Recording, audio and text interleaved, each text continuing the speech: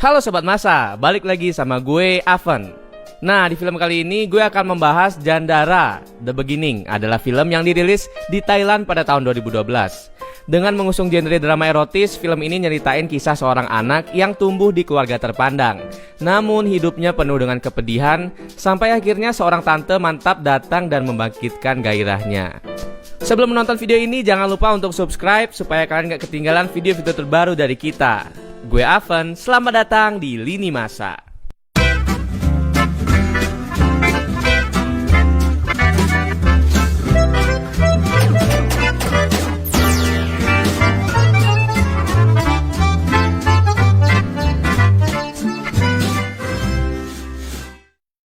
Dimulai dengan seorang kakek yang sedang memandangi album fotonya saat masih muda. Ia adalah Jan, si pemeran utamanya. Setelah itu ia pun mengingat kejadian di tahun 1915. Pada malam itu seorang bayi dari keturunan bangsawan telah dilahirkan. Walaupun bayinya selamat, tapi sayang ibunya nggak bernasib beruntung. Sang ibu yang bernama Dara pun harus meregang nyawanya setelah si bayi terlahir.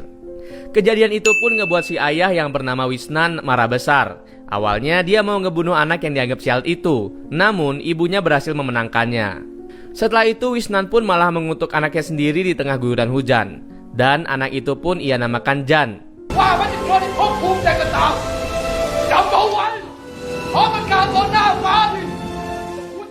Jan tumbuh di sebuah rumah kecil karena ia dilarang oleh ayahnya sendiri masuk ke rumah utama. Hal itu membuat Jan tumbuh kekurangan kasih sayang. Di sebuah acara keagamaan terlihat Wisnan yang masih belum move on sama istrinya Dara.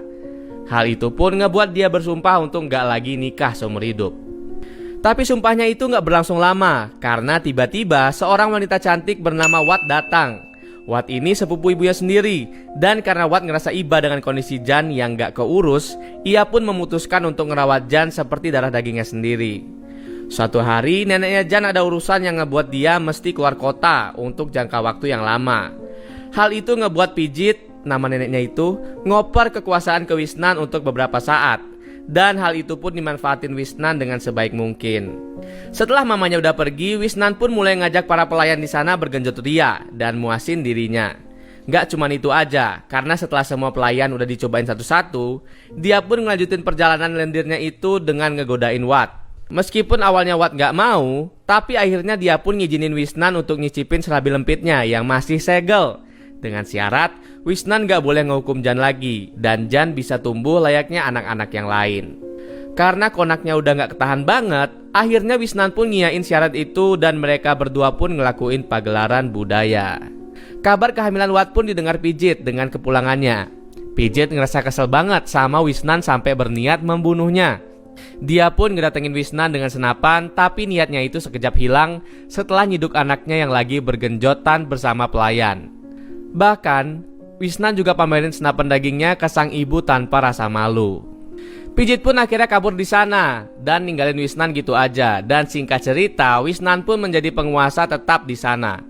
Beberapa tahun kemudian, tepatnya pada tahun 1925, Jan sudah cukup besar. Begitu juga dengan Wat yang udah punya anak cewek bernama Kaew, yang nakal dan sengak kayak bapaknya. Kaew ini, aduh susah banget nyebutin namanya. Kita sebut aja KW, oke? KW ini sering banget ngegangguin Jan dengan ngejek-ngejekin dia, sedangkan bapaknya masih menyimpan dendam ke Jan, yang ngebuat dia nggak pernah ngasih kasih sayang seorang bapak dan kerjaannya cuma marahin Jan doang. Beruntungnya Jan punya teman dari anak pelayannya yang bernama Ken. Seenggaknya dia nggak bener-bener kesepian dalam pergaulannya. Di samping itu juga Wat tetap merawat Jan seperti anaknya sendiri. Berlanjut pada tahun 1932, Jan kini telah tumbuh menjadi pemuda yang sangat tampan. Saat itu terjadi konflik politik yang ngebuat Jan berada di tengah-tengah orang yang sedang berunjuk rasa. Gak sengaja dia ngeliat seorang cewek cantik bernama Hyacin yang terjatuh karena pengunjuk rasa yang terlalu berdesakan. Di samping itu pula, masa kecil Jan membuatnya tumbuh menjadi pria yang tangguh dan jago dalam hal membela diri. KW pun sering curi-curi pandang karena dia suka sama kakaknya sendiri. Di suatu hari, Jan sama Hyacin lagi berduaan sambil berjalan pulang dari sekolah. Di perjalanan mereka pun, mereka bertemu sama Ken. Ken pun ngegodain Jan yang kayaknya sedang jatuh cinta. Malamnya, Ken punya ide untuk ngebuat Jan semakin dewasa dan tangguh di mata para wanita. Menurut Ken, Jan membutuhkan pengetahuan seputar apem embem untuk bisa memuaskan wanita yang dia cintai. Dan akhirnya dia pun ngegodain Jan biar bisa ngenskui sama pelayannya yang bernama Sai Soy. Dan karena insting pria Jan juga cukup kuat, akhirnya Jan pun ngikutin saran dari teman baiknya itu. Malam itu Jan pun ngelakuin pergenjotan duniawi untuk pertama kalinya. Dan kejadian itu diintip sama teman-temannya. Keesokan harinya Jan pun ngapel lagi sama Hyacin. Karena mereka yang semakin dekat, Jan pun akhirnya mulai ngantar Hyacin pulang pas malam harinya. Hyacin juga ngenalin Jan ke ayahnya. Ternyata Hyacin ini keturunan Melayu yang ayahnya kelihatan beragama Muslim. Sepulangnya dari sana, Jan dicegat sama beberapa orang yang berniat ngerampok dirinya. Meskipun Jan cukup hebat dalam bela diri, namun melawan banyak orang sekaligus membuatnya kewalahan. Namun nasibnya masih beruntung karena Ken yang kebetulan lewat dan membantunya melawan para penjahat. Beberapa hari setelahnya mansion itu digemparkan dengan kabar jika Sai Soy telah hamil. Jan pun ketakutan jika skandalnya ketahuan.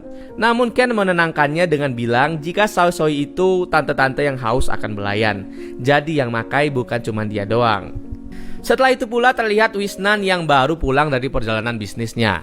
Ia membawa oleh-oleh dari Singapura berupa istri baru yang bernama Bonlong. Wanita cantik itu merupakan janda beranak satu yang kalau di link biru sama hitam oren masuk ke kategori MILF atau MILF.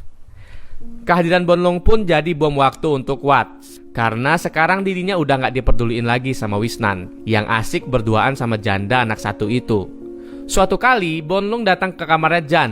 Kamarnya saat itu kosong karena Jan lagi mandi. Bonlong pun salfok sama lukisan-lukisan Jan yang menurutnya bagus banget. Dia pun minta lukisan itu jadi kado untuknya pas Jan udah ada di sana.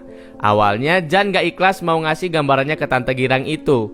Tapi akhirnya dia pun ngerelain lukisannya karena takut jadi masalah sama bapaknya.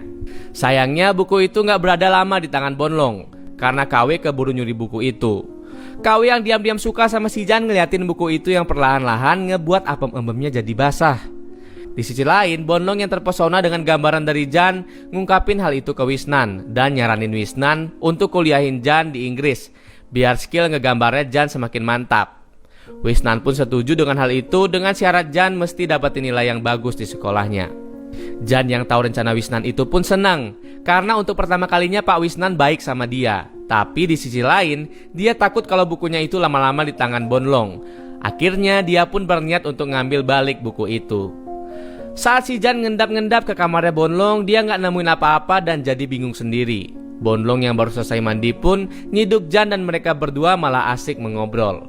Karena ke bawah sama suasana adem, gak ada angin gak ada hujan, Bonlong tiba-tiba nyosor bibir Jan dan mereka berdua hampir ngelakuin skidi papap. Tapi di tengah permainan, Jan ingat masa lalunya dan berlari ketakutan sambil menangis. Saat itu juga dia gak sengaja ngeliat KW yang lagi dipuasin sama Ken. Jan pun langsung ngegap mereka dan akhirnya situasi jadi kacau. Ken pun dibawa menghadap Wisnan dan di sana Wisnan berniat melaporkan Ken ke polisi. Namun tiba-tiba Jan datang sebagai pahlawan dan di sana dia ngaku-ngaku jadi pelaku pemerkaosan adiknya sendiri dan KW yang memang dasarnya suka sama Jan malah ngeiyain pernyataan tersebut. Dan akhirnya Wisnan jadi marah besar.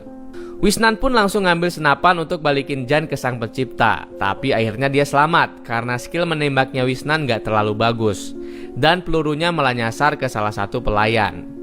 Karena Watt tahu Jan berbohong, akhirnya dia pun berniat ngelindungin Jan dengan nyuruh dia kabur ke tempat pijit dalam rangka mencari perlindungan karena Jan sekarang dalam bahaya.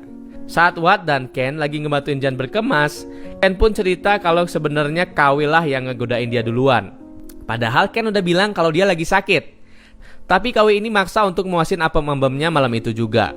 Karena situasinya dirasa cukup pas, Watt pun menceritakan kebenaran tentang ayahnya Jan. Ternyata dulu ibunya Jan yang bernama Dara merupakan putri di mansion itu. Namun suatu hari ia diculik dan diperkaos oleh seorang cowok bernama Jom yang merupakan kekasih dari Watt.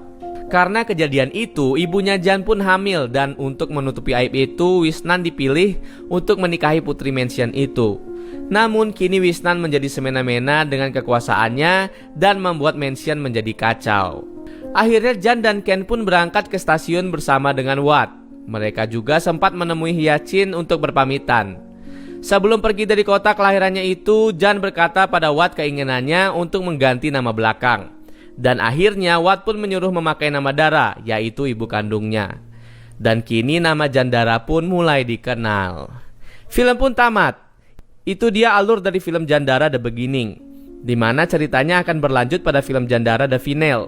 Namun, pada kisah ini terlihat bagaimana sikap dari Wisnan yang semena-mena dengan kekuasaannya, yang kemungkinan akan mendapat batunya pada seri berikutnya. Ending yang sangat sopan. Terima kasih sudah menonton video ini. Jika kalian ingin request film, silahkan komentar di bawah. Dan jangan lupa untuk menekan tombol like, share, dan subscribe. Dan nyalakan lonceng agar kita cepat dapat AdSense. Salam masa, mantap!